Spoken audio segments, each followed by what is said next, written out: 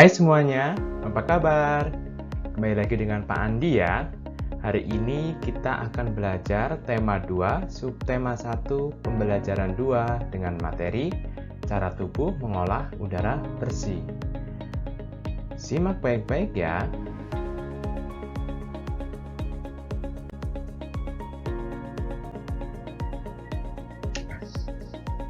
Sistem pernapasan pada manusia. Manusia bernapas untuk memasukkan udara ke dalam tubuh. Udara mengandung oksigen. Oksigen dibutuhkan untuk mendapatkan energi dari makanan. Energi itu menggerakkan semua proses kehidupan yang sangat penting pada tubuh. Organ pernapasan manusia terdiri atas hidung, faring, laring, trakea, bronkus, bronkiolus, dan paru-paru. Kita simak gambar berikut ini ya. Nah, di situ organ-organ pada pernapasan tubuh manusia. Guru akan zoom agar lebih jelas lagi ya.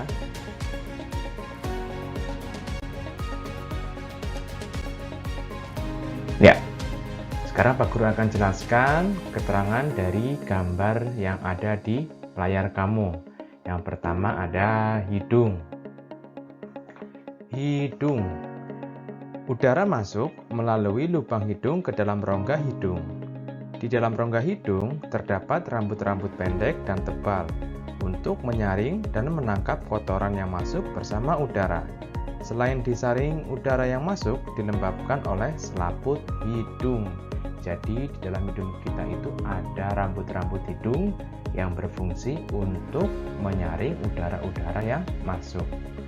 Selain itu ada juga yang namanya selaput hidung. Ini berfungsi agar pelembaban udara di dalam tubuh kita. Yang kedua ada faring. Faring merupakan persimpangan antara saluran pernapasan pada bagian depan dan saluran pencernaan pada bagian belakang. Jadi di antara tenggorokan dengan hidung ya, dia di tengah-tengah. Itu namanya faring. Yang C, laring. Laring atau tekak jagung terdapat di bagian belakang faring. Laring terdiri atas 9 susunan tulang rawan berbentuk kotak. Itu yang kalau kita pegang di bagian leher ada yang menonjol, itu namanya laring. Laring ini juga sama ya, dia berfungsi untuk menyaring udara. Karena di laring itu ada yang namanya rambut-rambut kecil. Makanya kalau kita batuk itu sering gatal. Yang ke-C ada trakea. Trakea atau batang tenggorokan. Pada trakea terdapat jaringan yang disebut silia yang akan bergerak dan mendorong keluar debu-debu dan bakteri yang masuk. Batang tenggorokan saluran penghubung antara paru-paru dengan hidung ya, pipanya. Berikutnya yang ke E ada namanya bronkus. Bronkus merupakan percabangan dari trakea serta terdiri atas bronkus kiri dan bronkus kanan. Ya, ini saluran dari paru-paru ke batang tenggorokan. Paru-paru kita kan ada dua, kiri dan kanan. Nah, yang memberikan cabang itu namanya bronkus. Berikutnya di sini di gambar nggak ada bronkiolus. Bronkiolus ini cabang-cabang yang ada di dalam paru-paru setelah bronkus. Jadi setelah bronkus ada namanya bronkiolus. Cabang-cabang yang ada dalam paru-paru. Bentuknya seperti akar-akar. Yang terakhir ada diafragma. Diafragma ini terletak di antara paru-paru dan rongga perut. Diafragma berfungsi untuk mengatur pernapasan kita ya. Nah, Pak Guru akan jelaskan lagi di dalam paru-paru kita itu ada apa aja sih? Yuk kita simak. Di dalam paru-paru kita ada yang namanya bronkus, bronkiolus sama alveolus. Apa fungsi kedua organ ini? Bronkiolus berfungsi untuk mengantarkan oksigen ke alveolus, sedangkan alveolus ini berfungsi menukar oksigen dan karbon dioksida. Paru-paru kita ada dua, sebelah kanan dan sebelah kiri. Yang di sebelah kanan terdiri dari 3 gelambir, sedangkan yang sebelah kiri ada 2 gelambir. Gelambir apa sih? Bagian ya. Nah, di sini Pak Guru akan memberikan simulasi tentang pernapasan pada manusia.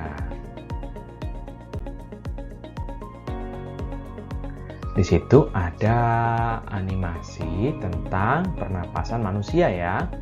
Dimana kalau kita menghirup oksigen, dada kita akan mengembang. Sedangkan kalau kita mengeluarkan karbon dioksida, maka dada kita akan mengempis. Nah, lihat di gambar, lihat animasinya ya. Itu diafragmanya juga akan bergerak-gerak ke atas dan ke bawah. Ya, ada namanya inspirasi dan respirasi. Inspirasi adalah proses masuknya oksigen ke dalam tubuh. Sedangkan ekspirasi adalah proses keluarnya karbon dioksida dalam tubuh. Di dalam alveolus, udara oksigen akan diedarkan ke seluruh tubuh. Sedangkan karbon dioksida atau hasil dari pembakaran tubuh kita itu akan dikeluarkan ya.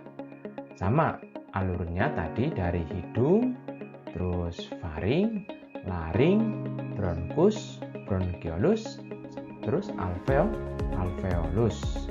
Itu alur dari sistem pernapasan pada manusia. Ada pertanyaan? Jika ada pertanyaan, nanti bisa tanya di kolom komentar.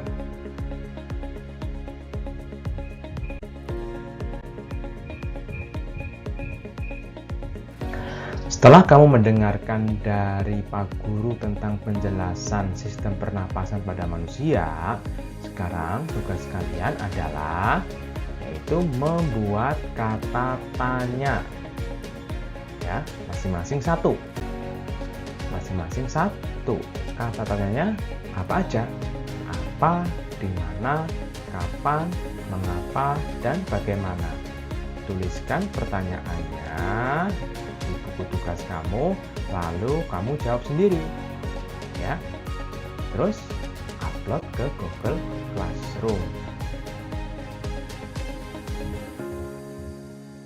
Nah, anak-anak, sekarang materi ke berikutnya, yaitu tangga nada diatonis mayor. Apa sih tangga nada itu? Tangga nada merupakan susunan berjenjang, misalnya do, re, mi, fa, sol, la, si, do. Wah, terlalu datar ya? Oke, Pak Guru akan ulangi lagi. Tangga nada merupakan susunan berjenjang, misalnya do, re, mi, fa, sol, la, si, do. Nah, itu namanya tangga nada. Dalam seni musik ada jenis tangga nada diatonis.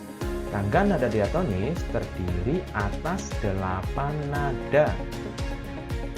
Tangga nada diatonis dibagi lagi dalam 2 jenis tangga nada, yaitu tangga nada mayor dan tangga nada minor.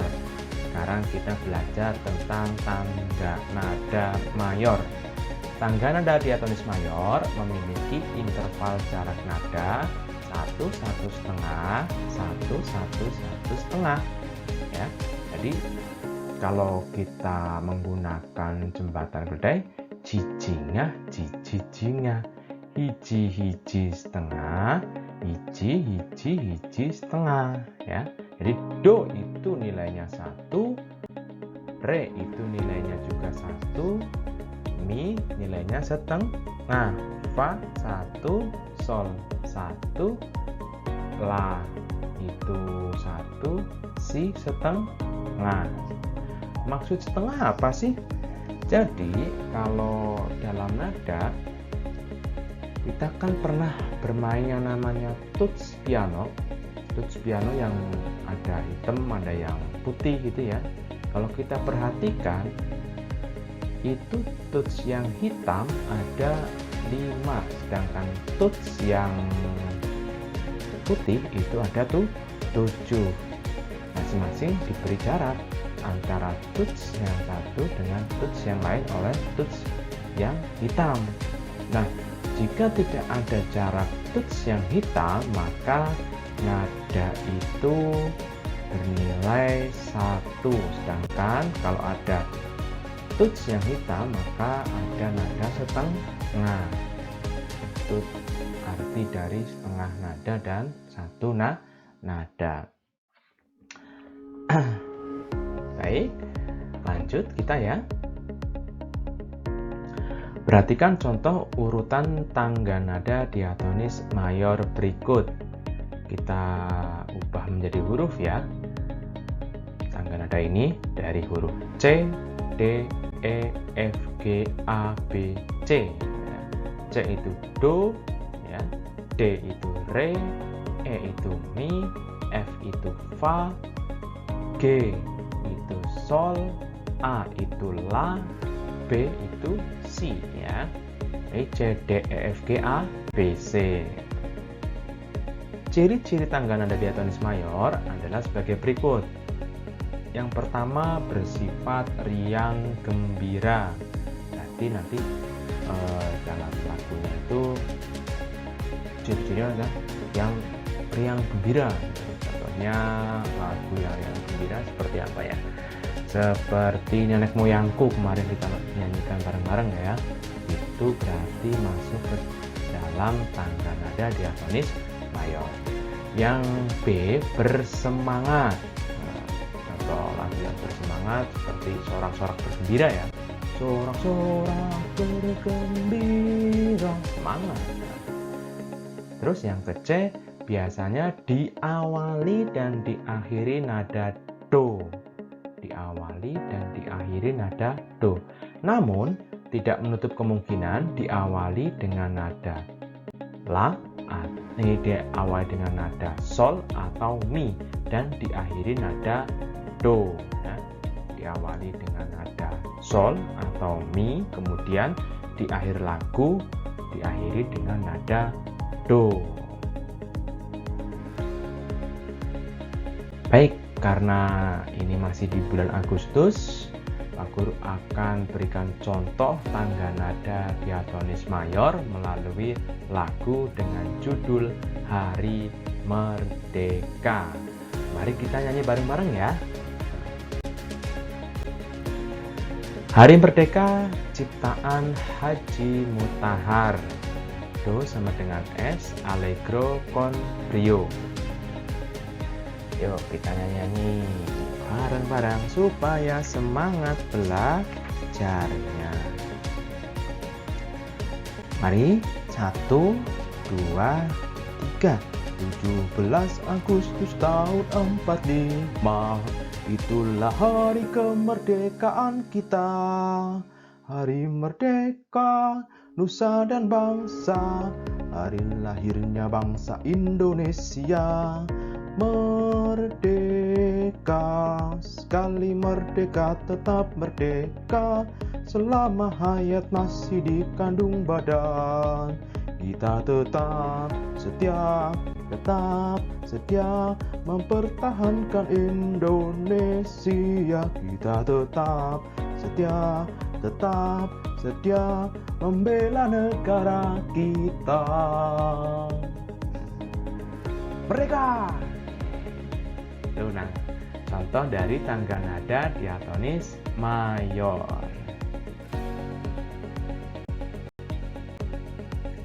Ya, pelajarannya udah habis.